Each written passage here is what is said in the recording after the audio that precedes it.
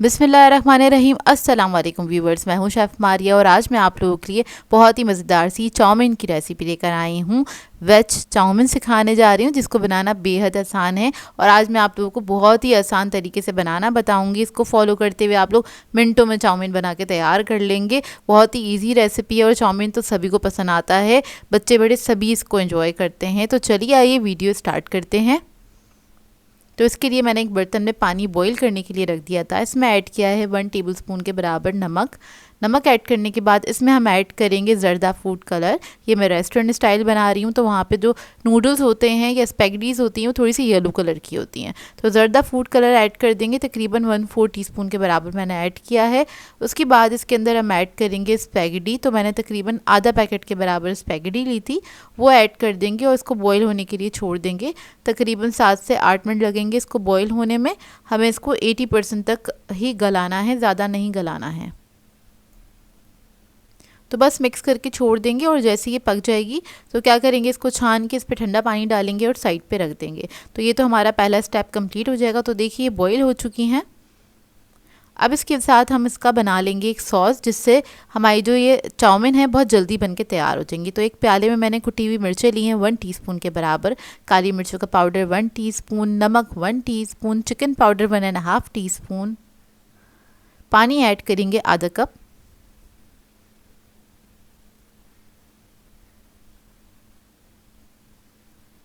Chilli garlic sauce add करेंगे 3 tablespoon,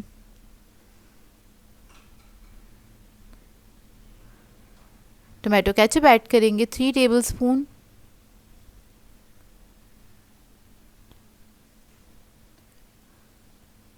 vinegar add करेंगे यानी कि सिरका 1 teaspoon, dark soya sauce add करेंगे 1 टीस्पून। आपके पास लाइट हो तो 2 टेबलस्पून ऐड कर दीजिएगा। हॉट सॉस ऐड करेंगे इसमें 1 टेबलस्पून,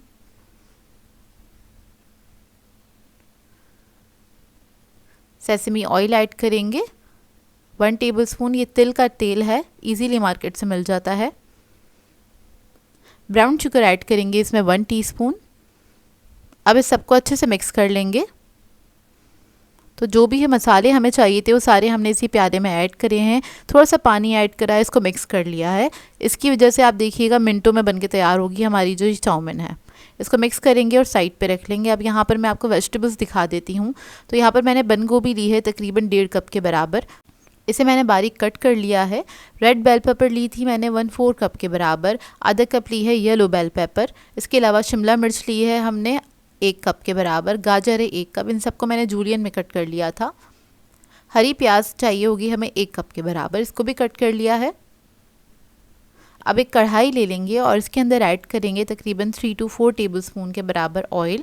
उस ऑयल को हम गर्म होने देंगे, अच्छा सा गर्म हो जाए ऑयल। उसके बाद इसके अंदर हम ऐड करेंगे लहसुन अदरक का पेस्ट तकरीबन 1.5 टीस्पून के बराबर। आप लोग चाहें तो फ्रेश भी बारीक चॉप करके इसमें इस्तेमाल कर सकते हैं, उससे ज़्यादा अच्छा टेस्ट आता है। तो लहसुन अदरक को आपने अच्छी तरीके से फ्राई कर लेना है। जैसे ही फ्राई हो जाएगा उसके बाद इसके अंदर हम सारी वेजिटेबल्स ऐड कर देंगे।